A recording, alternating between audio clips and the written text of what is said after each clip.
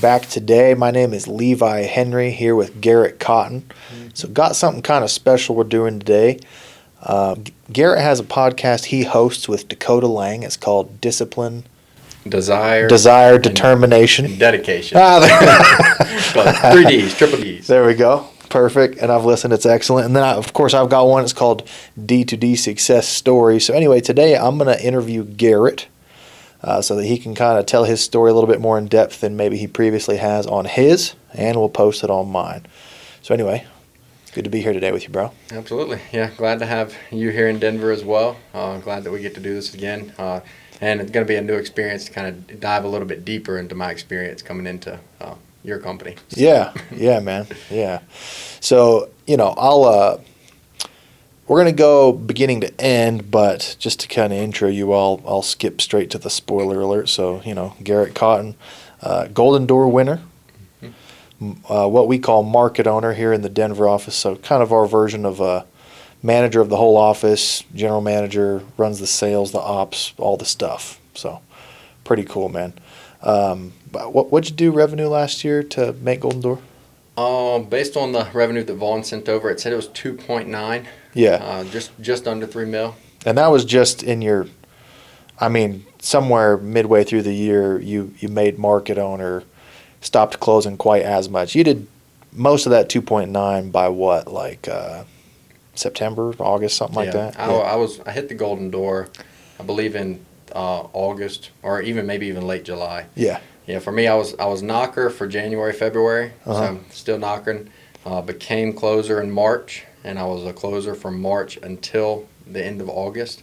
And September 1st was market owner. So 5 months at a closer. Dope. Mm-hmm. Yeah, that's awesome. It killed market it. Owner, still rolling with it, and then it's got to be Big Check Friday a couple times on market owner still. Yeah. So all part of the grind. Wonderful. So let's jump back to the beginning, man. So born in Louisiana. Mm-hmm. Did you live in that same town the whole time? Yeah, I lived in Baton Rouge when I was in kindergarten, pre-K, really, really young, and then it was getting to be not the best area of living. Right. So we moved out to the country a little bit, out to Walker, Louisiana. Okay. And Walker, Louisiana was an up-and-coming city. Yeah. 5A high school, that kind of stuff. So bigger football teams and all that. So better opportunity for me. Mm-hmm. And went through high school and had a lot of involvement throughout, and then went out to college at southeastern Louisiana, which is a little bit further east. Towards Hammond, Louisiana. Okay. Yeah. Now, what kind of kid were you? Were you into sports? Were you pretty social, homebody? What was the dynamic? I'd say growing up, I was definitely a very outgoing person. Yeah. For me, I just always my brother was 3 years older than I was, and I don't know why, but for my whole life, I just wanted to be the complete opposite of my brother. Okay. Because we kind of butt heads and fought a lot growing up. So. Yeah. He was like a big football player, so for me it was like, I don't know if I want to play football, Right.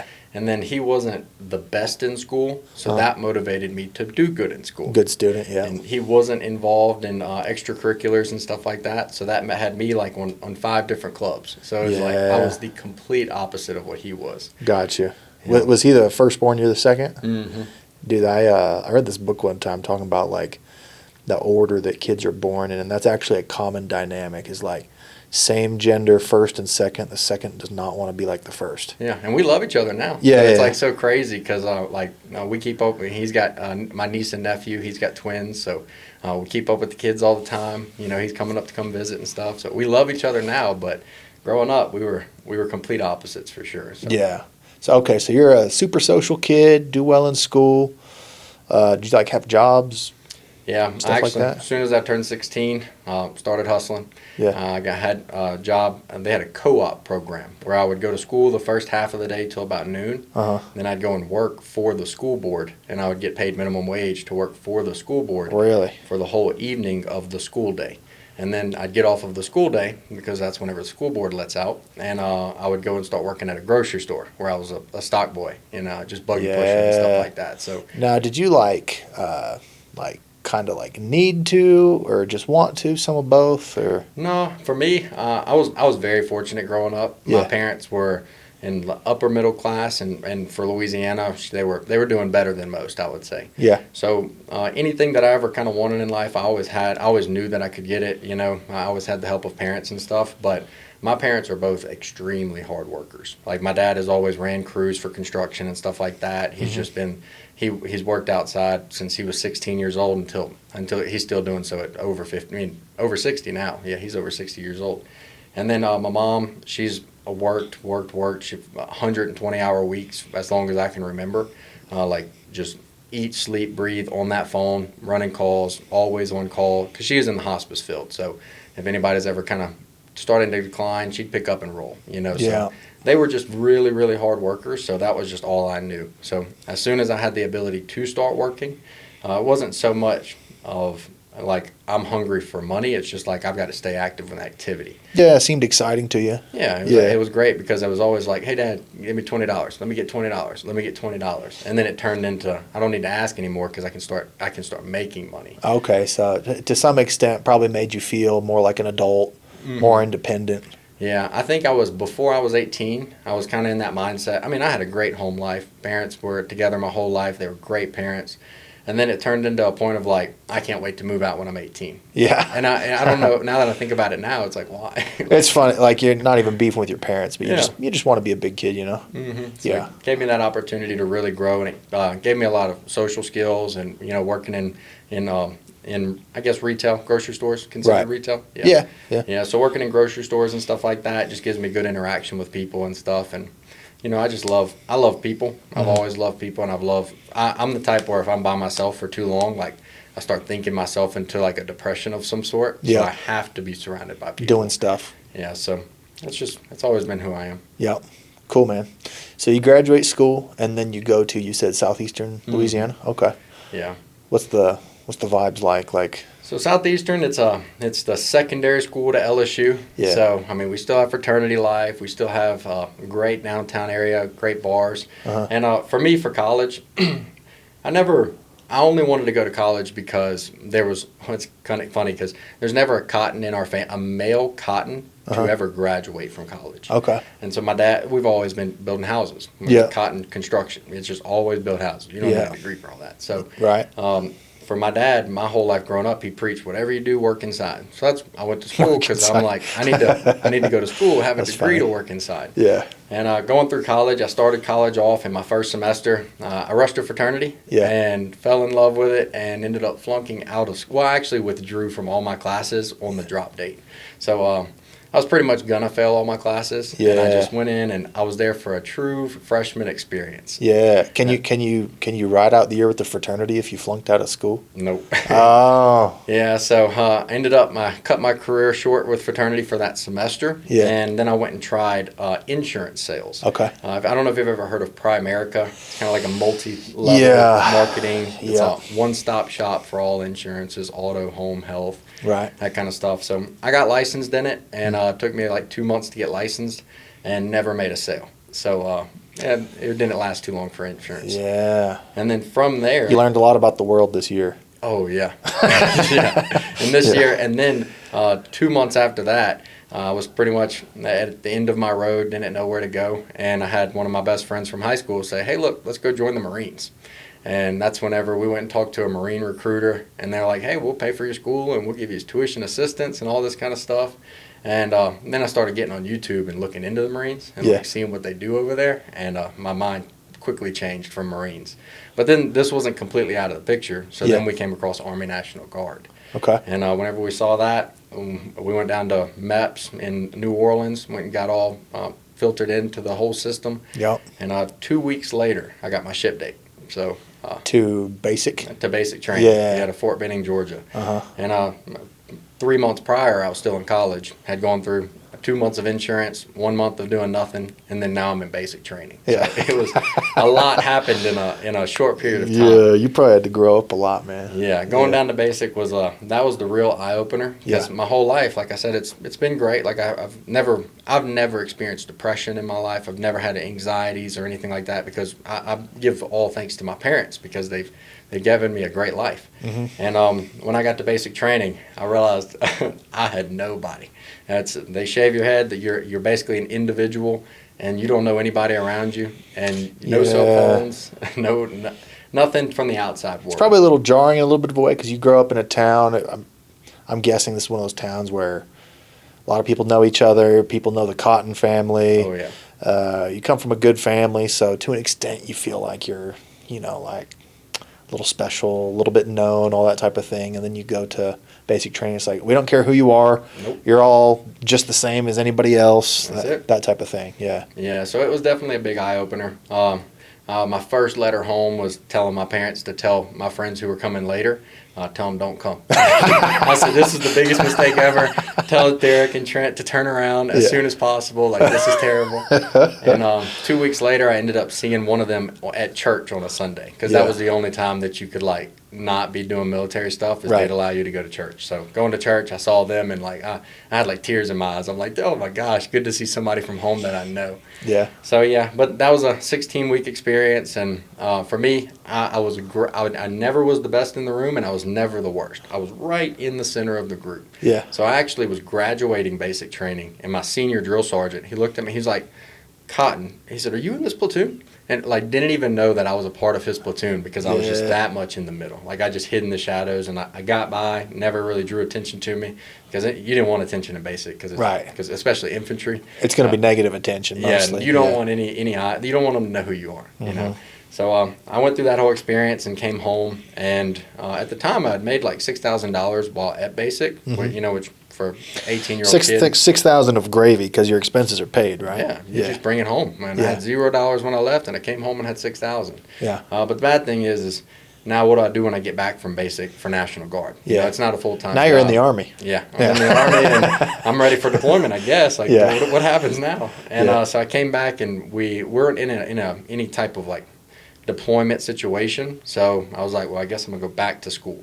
So in order to go back to school, I had to pay off that withdrew semester, which was $5,000. Oh, good grief. So luckily I had $6,000 though. Yeah. So I went back to school, paid it all off, and then got back into the fraternity, got back into college.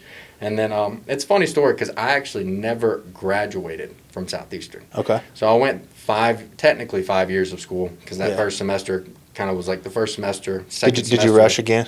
Yeah, I went back into the fraternity. You must have just been a frat legend, dude. Just Cotton. 25-year-old, fifth-year senior. Absolutely. I was the pledge educator for like 3 years. Yeah. So, like I loved it.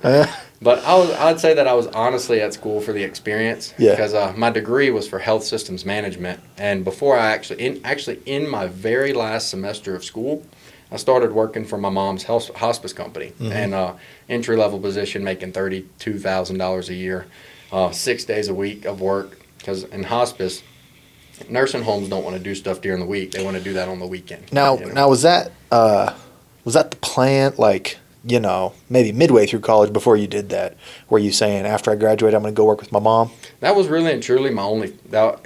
For Louisiana, there's not much opportunity for new growth. So that was my always fallback plan. It's like, worst case, I can always go under mom's wing. She'll guide me and show me how to run this business, and eventually I'll take over. I guess that's what I'll do. And as time goes on, I actually started volunteering for hospice and kind of getting more involved into it, just kind of showing my face more. And I lasted for 4 months. 4 months in hospice, and then I realized that for one, I wasn't getting paid for the time. It was miserable. For me, I was also in the process of getting through college. So I'm like, I want to network. I want to meet people. I want to grow. Yeah. And in hospice, everybody's like in their decline. They're on their way out. So for me, it was just like, it was a mental battle of like, well, I love meeting these people and I love helping these people, but in the sense, there's no return. Yeah. There's no return on what I'm investing on these people. Right. And so after 4 months, I told my mom, it was actually to the point where I was like getting a paycheck, I'd pay off bills, and I'd be like, hey, Mom, send me some money. And so I was like, I'm working this job 6 days a week, and I can't even afford food. So I was like, this isn't working. So you're not making great money. Just didn't like the vibes of what you do, the nuts and bolts of the job. Yeah. I mean, I don't even know if you can like measure this, but like, were you good at it per se? I would say that I was really good. Yeah. The atmosphere that I was in though, it didn't allow for growth. So Got you. there were 2 people above me because I came in on the marketing side of it. So in a sense, almost like sales. You know, it's like continue to build relationships and stuff like that and get referral bases and stuff. You're building relationships with like senior centers or just like any old people, just like when it's time for this, use us. Acute therapy or like you know, any type of medical professionals out there, like even doctors. Like we'd go and bring baskets to doctors. We're just trying to build a referral basis. Gotcha. So whenever somebody is declining and they're potentially going to be needing hospice services, we wanted to think of us. Yeah. So it was nice because I did get to meet a lot of cool people and stuff, but at the same time, it's just in the medical field, I feel like it's a lot of you got to kiss ass to a lot of doctors and people who really don't care much about you. Well, and you know, I say this with all respect to medical, but you know, they're craftsmen. You know, they're trained to do one little thing. A lot of the time, they're kind of detached from the part of the business where money actually changes hands. Yeah. So, as basically a salesman, was there like a little bit of disdain for you? Yeah, it was like you'd come in the room and you're like, hey, I brought all this lunch for everybody. And they're like, oh, thank you. Eat, roll. It's like you have to fight for a combo. You have to pretty much force your way into a space to get the attention of a doctor. Yeah. You know, because they, especially at the time, you know, even 22, 23 years old, a kid coming in there trying to talk to this doctor to get a referral base. Yeah, they're just like, yeah, this freaking annoying kid's here to sell me something. I, on the other hand, I did all this school. I am a noble doctor. Exactly. Yeah. Yeah. So for me, I wasn't seeing the future of the job. Okay. And so I ended up going back into serving tables and went into fine dining. And the fine dining was great. I've done plenty of that, so I relate. Yeah, but the only bad thing about the restaurant that I worked at, it was only from like 4 to 9. They would only open 4 to 9, only evenings. There would only be about 3 servers per shift because it's a smaller place, but really high ticket items. Like my first tip in that restaurant was $300. So, okay. By fine dining, okay. Because, like I said, I did a lot of food service as well. And I was at, like, nice-ish, like, upper-mid restaurants.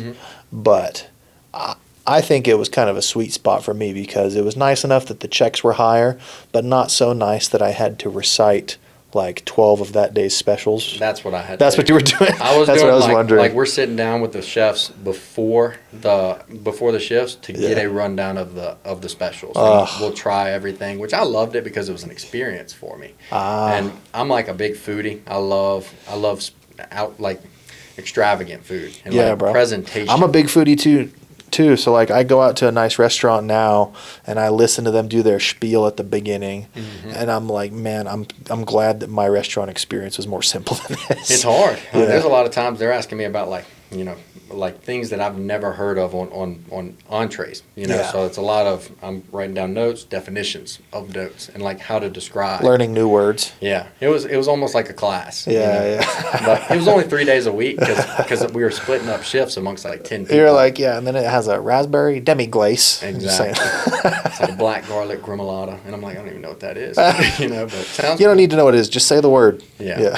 And there's that kind of stuff. But it was a good time, and I was there for about 4 months after hospice, after getting into the healthcare field. Okay. And at this point, I pretty much had 1 semester of school left, and I was just like, well, I'm not doing hospice, so do I even continue on with school? You know, it's kind of like at the end of the rope, and I knew that I didn't want to go work in that field. Yeah. So at that point, you know, every night I was really and truly just praying for an opportunity. Like I really was. Like I was waiting. I told myself if there was a guy that came in here and was like, dude, come with me to Australia. Let's go do something. I'm like, let's go.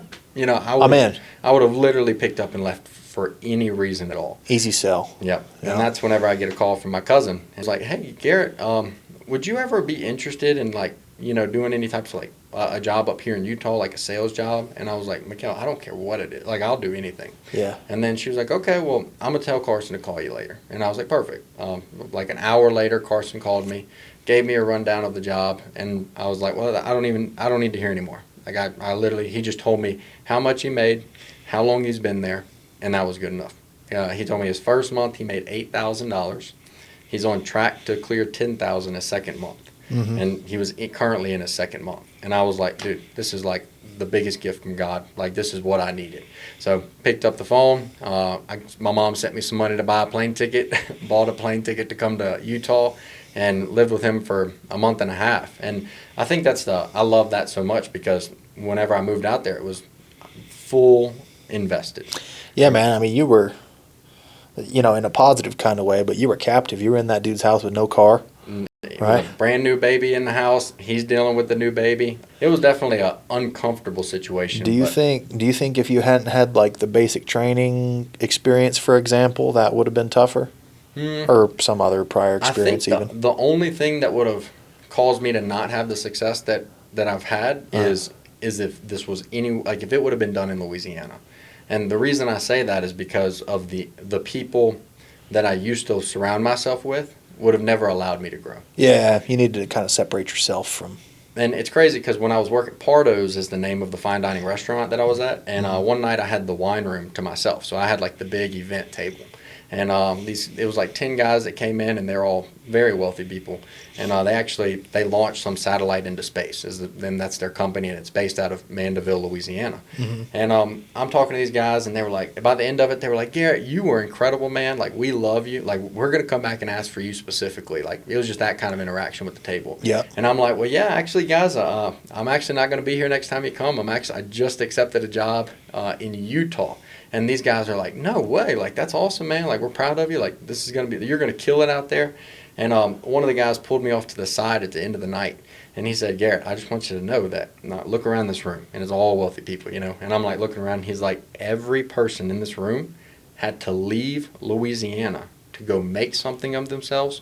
And now look at where we're at now. And when he said that to me, it like just resonated. Like I had chills come over me. It's cool when you have those little chance run-ins and exactly catch some wisdom in a random. It's like God made it happen, As soon as I'm about to leave too, never talked to anybody about that. And like he was so motivation. I don't know the guy's name. I couldn't even tell you the company that he worked for. I could probably Google it and figure it out. But it's just what he told me at that time and the setting of where we were at.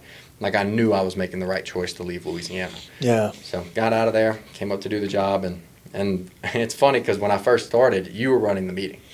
Yeah, I don't know what was going on that week, but I think I ran all the meetings. Everybody was in Hawaii.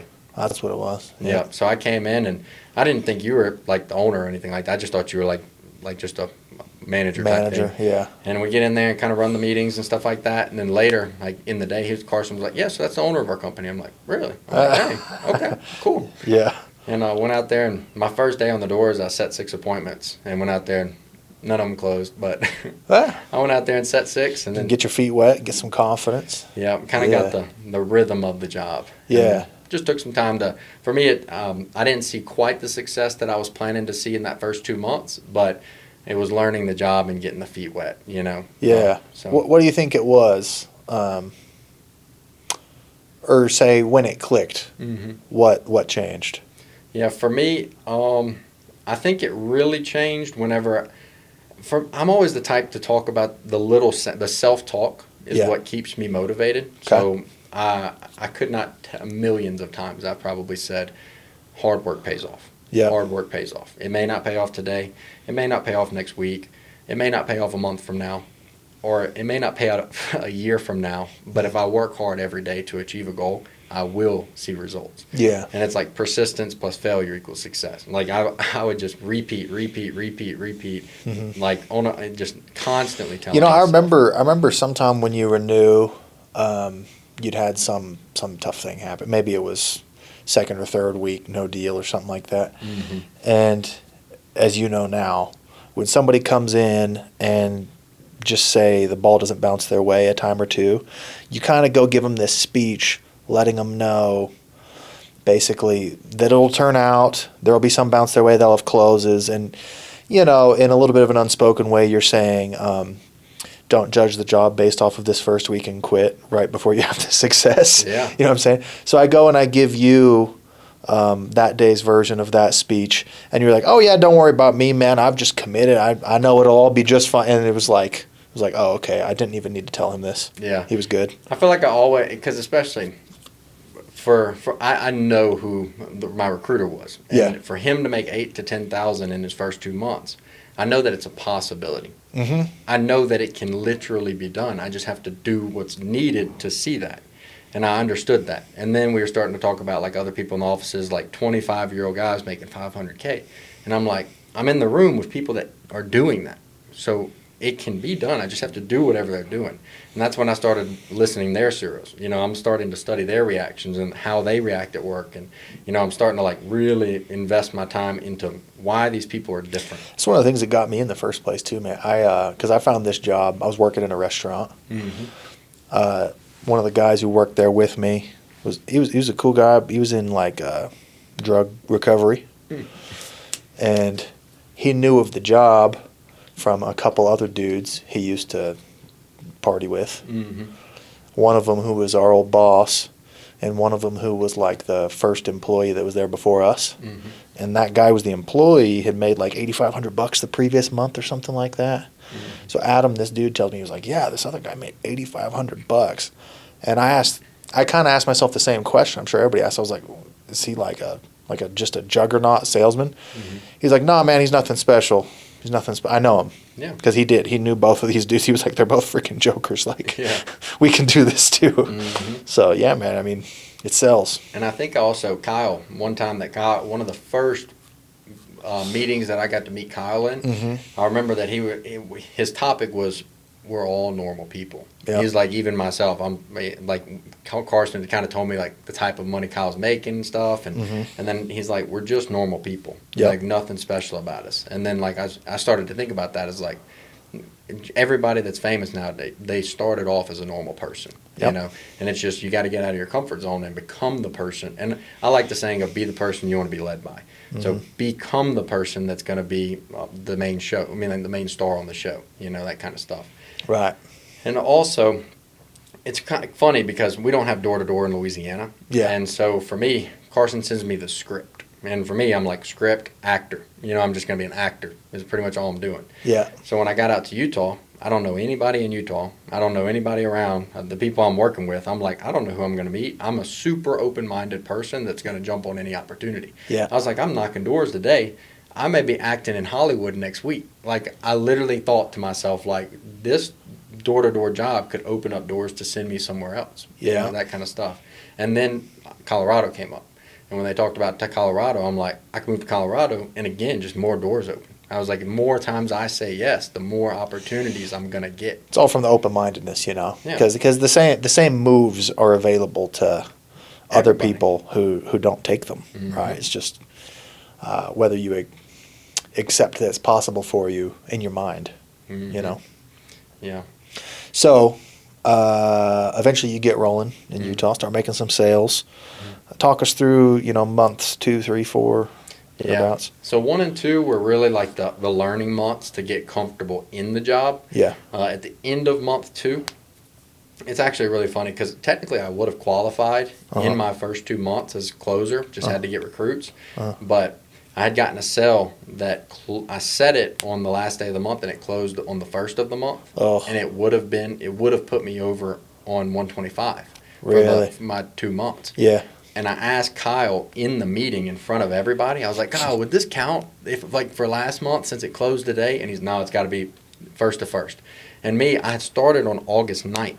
But from August 9th until September 1st, I hit 125 if you would have counted that sale. Yeah. And he didn't let me have it because I'm like, dude, I've only been here 3 weeks. Like, let me have that. And Yeah. it like killed me inside because he wouldn't allow me to have that. Uh-huh. But then I was like, it doesn't matter. I did it once. I can do it again. Uh-huh. So, Which is funny because we've put in some little mechanisms to basically be softer since that point in time. and I think about that all the time too. Yeah. I'm like, if we would have kept the standard harder, you know, it's so much more rewarding when you get to closer. And I feel like the results, because we've had a closer that I've seen before that has came in and, you know, they maybe just slipped by. And then I feel like they don't produce as much as the potential that they have. Yeah, it's funny, like because there's 2 parts of that. There's one, just being good enough at sales to make it straight up. But there's 2, knowing for your self-esteem that you hit it straight up. Yeah, I think that's what killed the person that I'm thinking about in particular is like deep down he felt like he didn't deserve it. Yeah. And because of that, the confidence was lower. So we didn't see it took longer to get the ball rolling for him. Right. So I'm so, like, I'll brag about, like, how I qualified the right way. I'm very prideful of, I earned it. You know, like, I went out there, this job is black and white. What you put into this job is what you're going to get out of it. And it's, if you want to get promoted, if I go do these things and accomplish these tasks, you have to promote me. Yep. There's no question about it. You Yep. know, it's no brown nosing or how long I've been here, that kind of stuff. It is black and white. Black and that's and what I white. loved about this company. Yeah. Yep. Yep. And then coming in on, like, the third and fourth month, though, the third month is when we opened doors here in Denver, October 1st. And that first month was a little bit, it was a little bit harder just because we were moving. Yeah, because it was, there's what, 4 of you? Yeah, 4 of us. 4 of you. You were kind of the most junior person who came out here at that point in time. Month and a half of experience. Yeah. Yeah. So, And yeah, like you said, there's always that weird stuff with moving, and you gotta get the office set up, make it feel like a real meeting in the morning. yeah. And it was crazy because it was all a big risk to come out here because at the time, the only investments I had was an Acorns account that I had about $8,000 in. Mm-hmm. And to move to Colorado, I had to rent a U-Haul, which was about $2,000, and then I had to put $2,500 deposit down for an apartment plus first month's rent, which is another $2,500.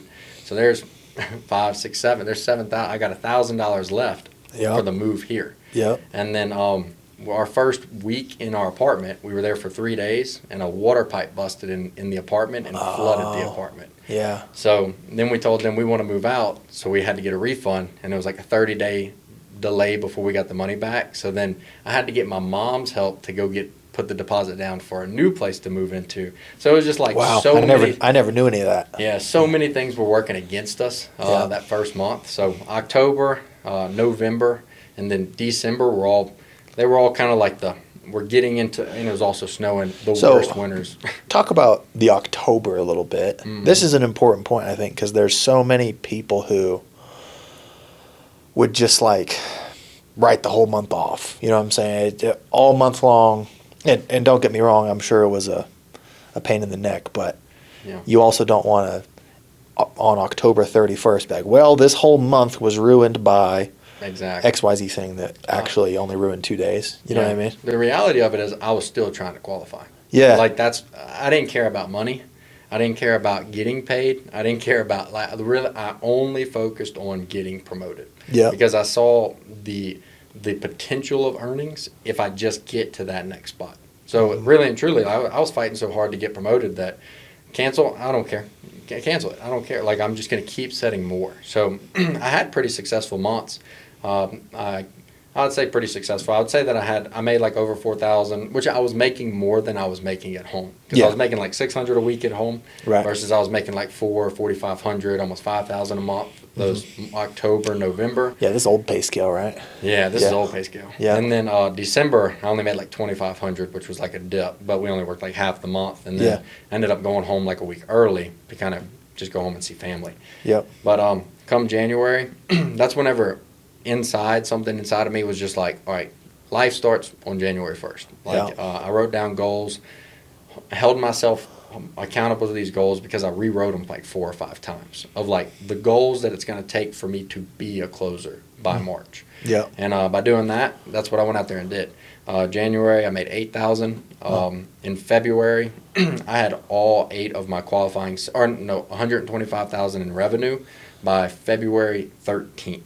Nice. And so in the first half of February, I went out every single day of February and set 4 appointments, every day except for Valentine's Day. Yeah. For that day, I went and bageled. And I was like, are you shitting me? I bageled today. But the day after Valentine's Day, I set 7 appointments. There you go. So I came back and like really just grinded. But now that I was on that mindset, I changed my life outside of work. Work was becoming the easiest part of my day. Mm-hmm. And I was getting out there and I was grinding. And then whenever March came around, I got the closer script, and that's when life really changed. Yeah, because it's much higher earning potential, right? Yeah. Your top month as a setter was probably that February, I would guess. February at 10K. 10K. And then I took the first 2 weeks of March. I really and truly only trained Dakota because Dakota was my second recruit at the time. Yeah. And those first 2 weeks, I was training him. and then I'd go sit in the car and read script, and I'm like reviewing closer script. Yeah. So I started closing the third week of March, and that third week of March, I had all 5 of my self-set closes in the same neighborhood in Longmont. Yeah. And knocked them all out in 1 week, and then for the month of March, I was $50 short of $20K. Yeah. And then every month after that was just bigger and bigger. Bigger. And bigger, yeah. Yeah, because, I mean, you made $10K old pay scale as a setter. And jumping ahead a little bit, what was your top month as a closer? 50 G's? 56. 56 G's, yeah. Yeah. Love it. So, I mean, that's why you were pushing so hard to get it, is because I knew what I could get. all of a sudden it's wow, my life's changed type of a thing. You know, in a sense, your life changes when you find that new opportunity, but at least in our hustle, your life especially changes when you make closer, right? Yeah. And then I got addicted to the lifestyle of closer, where it's just like, It's fun. it's fun. You know, it's like chasing a $10,000 week every week. Yeah. And if I'm less than that, then I'm doing bad at my job. Right. And it's like, then it became a new addiction, you know. But again, even at closer, I'm still focused on, I was like, if he's not trying to take your job, what's he doing in the room? I was like, it doesn't make sense. I was like, I told Colette, I'm coming for your job. Like, I want to be the market owner in this office. And Yeah. it's always being hungry for the next position is what has been, I attribute like all of my success is to keeping the vision of where I'm going. Yep. You know, as long as I can just see the destination, you know, everything in between is just part of the ride. Yep. Yep. Love it. So, you know, in 1 year, 2023, you start out the year saying, here's what I have to do these next couple months to make closer. To eventually later that fall, you made what we call market owner. You're in charge of an office, right? And closed out the year with your office as market owner doing what, $1 million, $2 million a Yeah. month? By the end of, so first off, my first month as market owner, all the way to my 4th month of market owner, we were the top office in the company. First month was 880,000, then 900,000, then a mil. No, the second month was our record-breaking month where we did just shy of 1.2. Yep. And then back down to a mil, just a little over a mil, and then in December we still had a $900,000 month. Yep. And then January we barely got beat. Yeah. Barely. So I mean that's a pretty big come up in 1 year. You already talked about it some, about, you know, goals and just commitment to it and vision, all that type of stuff. But any other just wisdom you want to share about maybe staying hungry, not being content, maybe even just about the fortitude and the energy, right? Because, you know, it's not like you took any big like rests or recuperations in there, you know? Yeah, I would say that the biggest thing is that if you want to have a new life, you have to let go of your old life. Right. And for me, I've taken that to the extreme, like even up to the point of if my mom's calling me and I'm out in Hood, like I'll call her and be like, why are you calling me right now? Like just like I'm getting mad because I'm so determined that I'm going to go out there and get sets. Yeah. And one phone call can defer my whole mindset, you know? So it's like, it's that ultimate sacrifice of like, I'm doing, it's almost like a hack in the universe that if you literally do everything in your power to achieve something, you will achieve it. Yeah. But if you go out there and you make the first excuse, you lost, you know? So it's just that full commitment is like what it takes to be successful in this company. Yeah. If you just buy in and trust the process and there's plenty of examples in any of the offices that we have. Yeah. By fully investing, you can come in and pass anybody in the room up. So yeah, that's what's amazing. Well, and I think in any healthy company that's the case. Mm-hmm. If it's not set up like that, your company sucks. How long you working here? Start at the bottom and just be a number. Yeah, you're not a number in this company. Right. Right. So now, okay, successful office. We just recently split off another office, sent 5 or 6 guys who you trained and developed off to be part of another operation. So you're kind of building towards being regional at some point in the future. What's it like? Your office took, I won't say a dip because a dip would make it sound like y'all have performed badly. It's just a numerical thing because you split people off. But nonetheless, you got a rebuild of sorts happening here. Mm-hmm. What's the mindset like with that? Yeah, it's definitely it's got its new challenges. Yeah. It's more of like with each position. I love how you work your way up. Yeah. And so like as a knocker, you're just learning how to deal with one person in a Yeah. short period of time. Mm-hmm. And then closer, you become dealing with 1 to 2 people for up to an hour, and then potentially talking to them afterwards, not much. As a market owner, it's like you're learning to deal with a group of people because you're in a sense you're motivating now. So it's a whole new task. It's a whole new job. Mm-hmm. And then so I would say that as I'm learning these new skills and I'm learning, I love that the next job is just going to be dealing with bigger groups and larger people and managing from, in a sense, managing a larger amount of crowd to motivating and showing the vision. So it's not really that it's challenging. Well, it is challenging. It's very challenging. But at the same time, it's so rewarding. Right. It is the most rewarding job that I've ever done, because to see success and to see when you invest in people and to see something come from it, that's the motivation. Right. So really, it's an awesome opportunity that I've gotten, and I'm very thankful for it that I've even gotten this far. But I'd say that just as I'm growing into growing into a better market owner, working for that regional spot, it's my motivation is getting people to have my mindset. So I'm trying my hardest to let them see that they can pass me up. They can beat me. And if they fight that hard, as hard as I'm fighting every day, then this company can take over the country. Yeah. And it's just I'm trying to.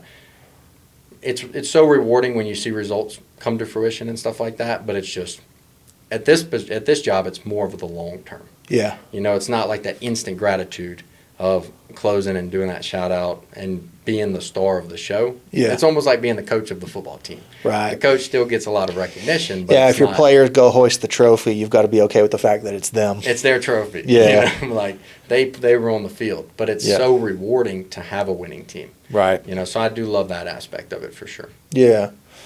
And maybe talk a little bit about kind of traits and attributes you've had to develop as you, increase your skills over here. Yeah. And increase your skills in the different roles. Yeah. You definitely have to change your life. Just like Kyle always says, is this opportunity will change your life if you're willing to change your life for the opportunity. Yeah. And that's exactly what I did. On January 1st of 2023, I wrote down goals of things that I've never done before in my life. Waking up on just a routine, just as simple as that. Just giving yourself a routine that you hold yourself to, like an ungodly amount of discipline to it. It makes your life really, really hard. It does, because nobody likes waking up early. Nobody likes working out every day of the week. Nobody likes eating right. Drinking only water. That stuff's kind of not the best. It's not comfort. Right. So by choosing a hard life and putting all of your efforts and focus into work, it makes your work life a whole lot easier. So you just become the person that you need to be, and by being the person that you need to be, people follow. Yeah. It's just creating that habit. That's great, and that kind of tees up the last thing I wanted to ask here. You've been a great recruiter. Maybe can you talk some about that? Just to intro. You've brought what, 10 or 15 people out from I think Louisiana to Denver. 16 people from Louisiana, and now Austin's got its own recruiting hub. So like now Austin's bringing more people from Louisiana. So. Yeah, I mean, just to put this in context, those would be great numbers for one person to recruit organically if it was local. To get them all to move someplace is crazy. Yeah. So, talk some about how you've done that. Yeah. I guess I'll just kind of go into like my system in the sense of, so I firmly believe that if you want someone to have the same success or even remotely the same success that you have to invest them into them as much as you did into yourself. Okay. Right? Because it's sometimes, like especially when you first start getting into the new routines that you have in place for you, you'll kind of, if you slack on yourself a little bit, at the end of the day, it doesn't kill you, But if you start letting this person down who you're supposed to be showing the path to, then I'm letting them down. Which, just before you continue, is a great nugget. You becoming a leader, having people watching you, is a great source of accountability for yourself. Yeah. Yeah, you can't lead others until you lead yourself. Yeah. And it's you can't lie to yourself at the end of the day. So it's doing, like for a cold shower, even to something as simple as that. If I don't take a cold shower, I can't come in here and lead a meeting because I can't look at these people in the face and say, take a cold shower because I didn't take one today. It's just like that type of mentality. So by me giving myself a really, really hard routine, it holds me accountable to be a good leader. But for as far as the recruiting aspect of it, I give people an opportunity, the same opportunity that I was given of I'll get you out to my house, I'll pay for the travel, live in my home for 2 months. And in 2 months, it's not that I'm not micromanaging in a sense, but I'm guiding with really, really close supervision. Yeah. And so you show them exactly the routine that I had to get. So I show them how to live their life, and then the work is just on the side. It's almost like, the work is the hobby. Yeah. The work becomes the fun part of the day. Just part of the lifestyle. Yeah, a little thing that comes with it. And, you said you buy them the plane ticket and they live with you. So there's a financial investment here, right? Mm-hmm.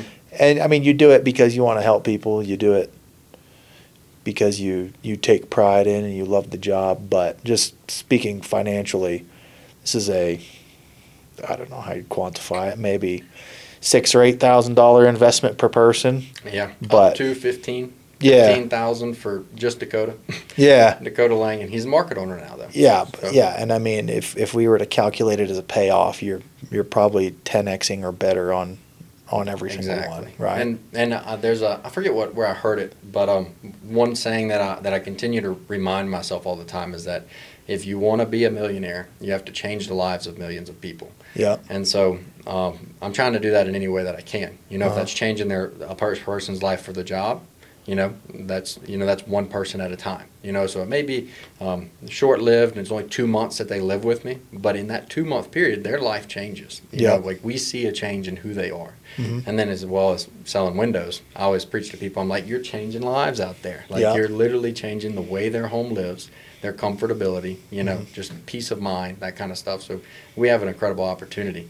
And it's trying to get people to also buy into that. Just being a better world, being a good person, being the person you need to be, and that's going to result for a good life. Love it. Thanks, bro. So to wrap us up here, if followers of, I guess if they're listening to your podcast, they know. If followers of my podcast want to know where to find you, where can they find? Definitely give them the correct name of your podcast since I butchered it earlier. Discipline, Desire, and Dedication. Awesome podcast. And like Instagram and stuff? Or Discipline_Desire_Dedication. Love it. Check it out. All right, bro. Thank you. Awesome. Well, thank y'all. Appreciate it.